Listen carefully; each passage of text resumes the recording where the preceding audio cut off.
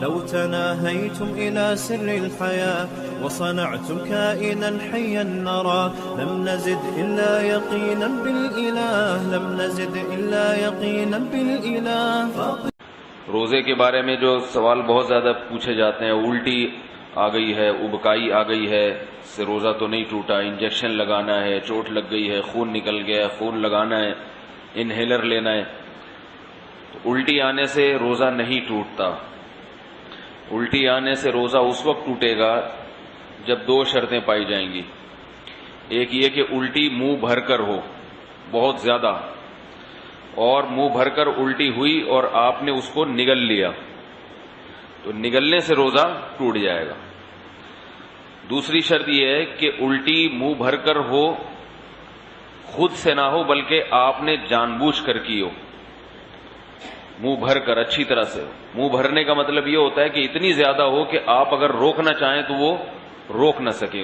اس کو منہ بھر کے کہتے ہیں. ورنہ اب منہ ہر ایک کا جو ہے کیونکہ وہمی لوگ جو ہے نا، پھر وہ وہمی لوگ جو ہے نا وہ تنگ کرتے ہیں. وہمی کہتے ہیں اب مجھے پتہ ہی نہیں چل رہا کہ میرا منہ بھر کے ہوا ہے یا منہ تھوڑا ہوا ہے.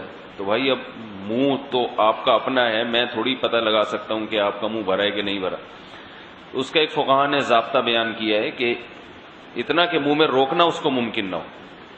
تو چھوٹی موٹی ابکائیاں آتی ہیں، چھوٹی موٹی الٹیاں آتی ہیں، یہ اگر نگل بھی لیں تو بھی روزہ نہیں ٹوٹتا. ابکائی آئی اور آپ واپس لے گئے تو نہیں ٹوٹتا. تو منہ بھر کر ہو اور آپ اس کو نگل لیں، یا نگلیں تو نہیں لیکن وہ منہ بھر کے خود سے نہیں ہوئی بلکہ آپ نے حلق میں انگلی ڈال کے قے کی ہے. تو عام طور پر ایسا کوئی کرتا نہیں ہے روزے میں، اس لیے اس کو اتنا بیان کرنے کی ضرورت بھی پیش نہیں آتی.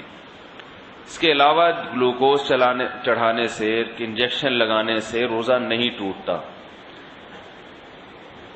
روزہ ٹوٹتا ہے کھانے پینے کے، ناک کے راستے یا منہ کے راستے کوئی چیز پیٹ کے اندر جائے، یا مقعد کے راستے کوئی چیز پیٹ کے اندر جائے.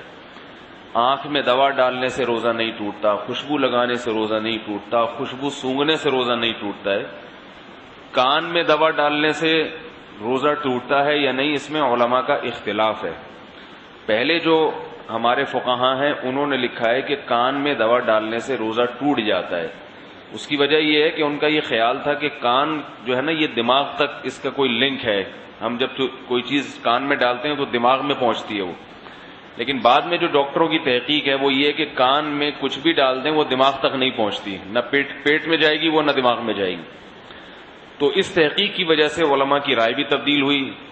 تو ابھی ہمارے اکابر کا جو فتویٰ ہے، یعنی سارے ہی ہمارے اکابر ہیں جو اس پہ خلاف ہیں وہ بھی ہمارے ہی ہیں، لیکن مطلب یہ کہ جو میرے اساتذہ ہیں ان کا جو فتویٰ ہے اس بارے میں وہ یہ ہے کہ روزہ نہیں ٹوٹتا کان میں دوا ڈالنے سے. البتہ ہمارے ہی اکابر میں بعض اس کے قائل ہیں کہ ٹوٹ جاتا ہے. تو احتیاط یہ کہ نہ دوا ڈالی جائے، اور اگر کسی نے دوا ڈال دی ہے تو بھی کچھ نہیں ہوتا، انشاءاللہ روزہ نہیں ٹوٹے گا. آنکھ میں دوا ڈال دی اور اس کا اثر گلے میں محسوس ہوا تو بھی روزہ نہیں ٹوٹتا. سمجھ رہے بات کو؟ تو سر میں تیل لگانے سے روزہ نہیں ٹوٹتا. احتلام ہو جانے سے، نائٹ فال ہو جانے سے روزہ نہیں ٹوٹتا. زوجہ کے قریب کوئی شادی شدہ آدمی گیا اور ڈسچارج ہو گیا تو روزہ ٹوٹے گا، ڈسچارج نہیں ہوا تو اس سے بھی روزہ نہیں ٹوٹتا. اور یاد رکھیں اگر اس نے ہم بستری کر لی تو پھر جو ہے روزہ بھی ٹوٹے گا اور 60 روزوں کا کفارہ بھی ہے اس کے اوپر. زوجہ سے ہم بستری بالکل حلال نہیں ہے روزے کی حالت میں. اور ویسے جان بوجھ کر روزے میں کھا لیا تو بھی روزہ ٹوٹے گا بھی، اور 60 روزوں کا کفارہ بھی ادا کرنا پڑے گا اس کو. تو رمضان میں کھانے کی اجازت نہیں ہے روزے کی حالت میں. روزہ ہی کیسا جس میں کھانے کی اجازت ہو، تو سزا بھی ملے گی، صرف روزہ نہیں ٹوٹے گا اس میں.